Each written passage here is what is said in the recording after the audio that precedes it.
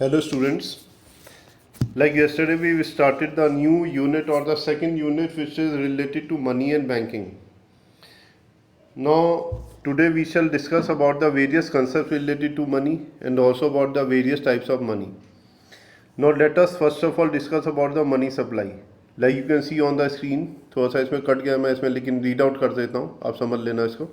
Money supply refers to the total volume of money held by public at a particular point of time in an economy. मतलब क्या होता है कि public के पास एक particular point of time के ऊपर कितना पैसा है. पब्लिक के अंदर हम और आप लोग सब लोग आ जाते हैं. तो पब्लिक के पास एक पॉइंट ऑफ टाइम के ऊपर कितना पैसा है, वो पैसा चाहे उनकी पॉकेट में हो, चाहे उनके वॉलेट में हो, चाहे उनके पेटीएम अकाउंट में हो, चाहे उनके बैंक अकाउंट में हो, कितना भी पैसा जो है पब्लिक के पास एक पर्टिकुलर पॉइंट ऑफ टाइम के पास ऊपर होता है, अवेलेबल होता है, उसको नाम दिया जाता है मनी सप्लाई.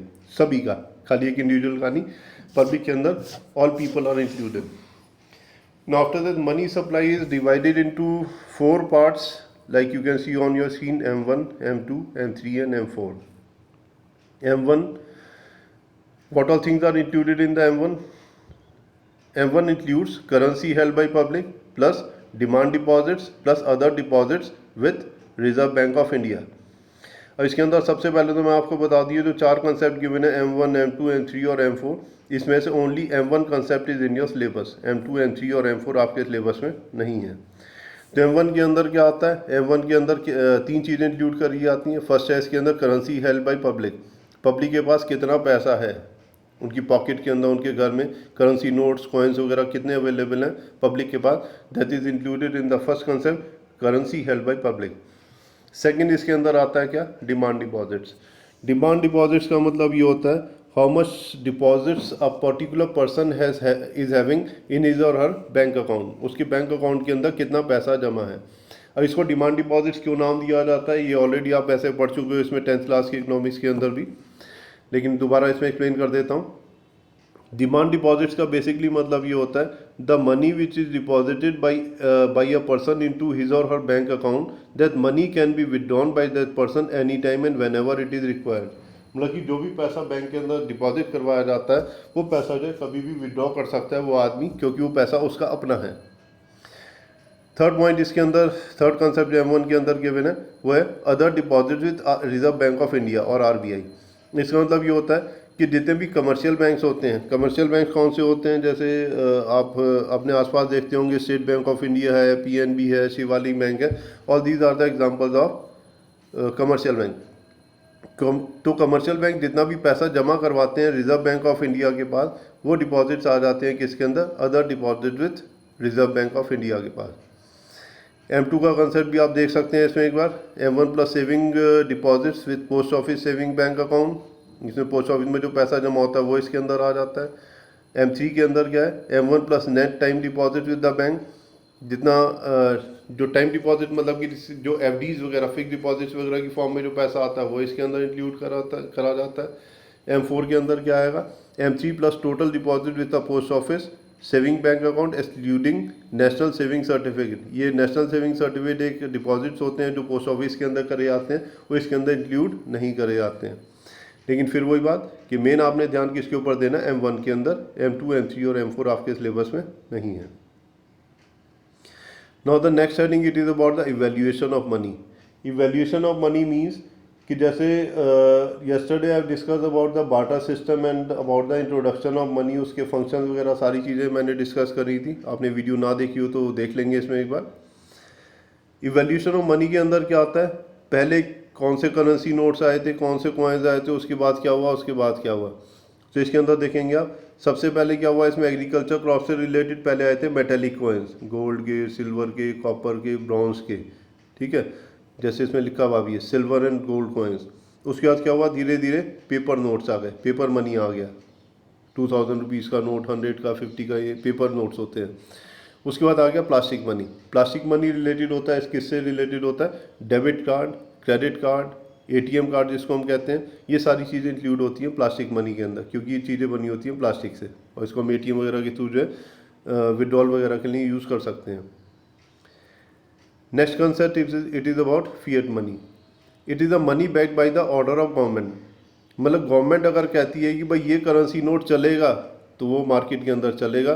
गवर्नमेंट कहती है करेंसी नोट मार्केट में नहीं चलेगा तो वो नहीं चलेगा। मतलब जब डिमोनेटाइजेशन हुआ था तो उस टाइम पर गवर्नमेंट ने डिक्लेयर करा था कि जो पुराने 500 रुपीज़ के नोट और जितने भी 1000 रुपीज़ के जो नोट हैं वो बंद कर दिए जा रहे हैं। उसकी जगह न्यू 500 रुपीज़ का नोट आ जाएगा मार्केट में और 2000 रुपीज़ का नोट आ जाएगा। तो जो आ जाएगा वो चलेगा, जो नहीं जो हटा दिया वो हट जाएगा। तो फिएट मनी के अंदर क्या होता है, according to the order of government the currency notes or the currency use to be introduce or it can be remove from the market by the government. Fiduciary money, fiduciary money के अंदर क्या होता है, there is a mutual trust between the payer and the payee. जैसे मान लीजिए मैंने किसी को पेमेंट करना है 10,000 रुपीज़ का, अब मेरे पास कैश नहीं है, मैं उससे कहता हूँ कि भैया चेक से पेमेंट ले लो या ड्राफ्ट के थ्रू पेमेंट ले लो, और अगर उसको मेरे ऊपर विश्वास है वो कहेगा अच्छा जी पेमेंट दे दो चेक से, नहीं तो मना कर देगा। तो on the basis of trust जो भी इसके अंदर पेमेंट वगैरह जो करे जाते हैं वो आता है किसके अंदर, फिड्यूशियरी मनी के अंदर। Full bodied money, full bodied money के अंदर क्या लिखा हुआ है डेफिनेशन, सेकेंड लाइन में देखेंगे, whose commodity value is equal to its money value is called full bodied money. इसके अंदर क्या होता है, दो तरह की चीज़ें आती हैं, जो भी हम करेंसी नोट्स या कॉइन्स वगैरह आजकल यूज़ करते हैं उसके अंदर दो तरह की वैल्यूज़ आती हैं। एक होती है इसमें कमोडिटी वैल्यू और दूसरी होती है उसकी फेस वैल्यू। कमोडिटी वैल्यू का मतलब ये होता है कि जैसे 2000 रुपीज़ का नोट है, उसके अंदर कितने रुपए खर्च हुए हैं उस नोट को बनाने के लिए। 10 रुपीज़ का अगर कॉइन है तो 10 रुपीज़ को कॉइन बनाने के लिए कितने पैसे खर्च हुए हैं गवर्नमेंट के, तो ये वैल्यू होती है इसमें क्या, कमोडिटी वैल्यू। फेस वैल्यू क्या होती है, फेस वैल्यू क्या होती है, जो उसके ऊपर लिखी होती है। जैसे 10 रुपीज़ का कॉइन है उसके ऊपर 10 लिखा हुआ है तो मतलब 10 रुपीज़ का कॉइन है। 2000 रुपीज़ का नोट है तो उसके ऊपर 2000 लिखा हुआ है तो 2000 क्या हो गया, उसका फेस वैल्यू हो गया, जिससे हमको पता चलता है कि कितने वैल्यूएशन का नोट है ये। तो ये दो तरह की चीज़ें आती हैं, एक तो कमोडिटी वैल्यू होती है और दूसरी इसके अंदर क्या होती है, इसमें फेस वैल्यू होती है। तो इसके अंदर फुल बॉडीड मनी के अंदर क्या होता है, जब कमोडिटी वैल्यू और जो फेस वैल्यू होती है दोनों बराबर होती हैं, दोनों इक्वल होती हैं, उसको नाम दिया जाता है full bodied money. Credit money के अंदर नेक्स्ट टर्म है इसके अंदर money where money value is more than the commodity value. इसके अंदर क्या होता है कि जो मनी वैल्यू मतलब कि जो उसकी फेस वैल्यू है वो ज़्यादा होती है और उसकी जो कमोडिटी वैल्यू है वो कम होती है। एग्जांपल ले लेते हैं, 2000 रुपीज़ का नोट है, 2000 रुपीज़ की फेस वैल्यू कितनी हुई, 2000 हो गई, लेकिन उसके अंदर जो कमोडिटी वैल्यू होगी 2000 रुपीज़ को, जो नोट करेंसी नोट जो है 2000 रुपीज़ का नोट बनाने के लिए उसके अंदर 2000 रुपीज़ खर्च नहीं हुए होंगे, 10 या 20 रुपये खर्च हुए होंगे, 10 या 20 रुपीज़ खर्च हुए होंगे।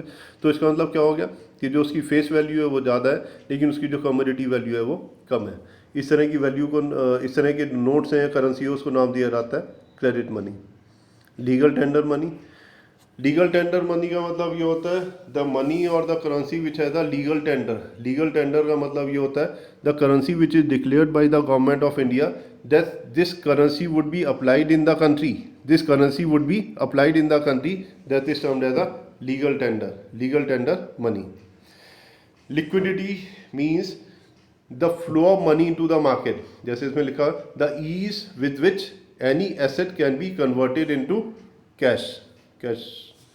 तो इसके अंदर यहाँ पर ये बताया जाता है कि जनरली ये लिक्विडिटी का मतलब क्या होता है कि अगर हम कोई भी एसेट को अगर कैश में कन्वर्ट करना चाहते हैं तो कितनी जल्दी वो कैश के अंदर कन्वर्ट हो सकता है, उसको नाम दिया जाता है लिक्विडिटी।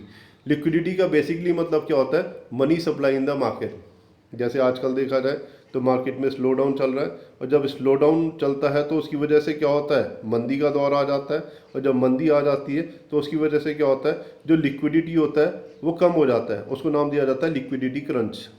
लिक्विडिटी क्रंच के अंदर क्या होता है, जो मनी की सप्लाई है वो कम हो जाती है। मान लीजिए कोई आदमी प्रॉपर्टी बेचना चाहता है, उसकी प्रॉपर्टी नहीं बिक रही है, क्यों, क्योंकि मार्केट के अंदर जो लिक्विडिटी क्रंच है। That's all for today, thank you very much. You can go through all the topics, and if you have any problem you can ask it.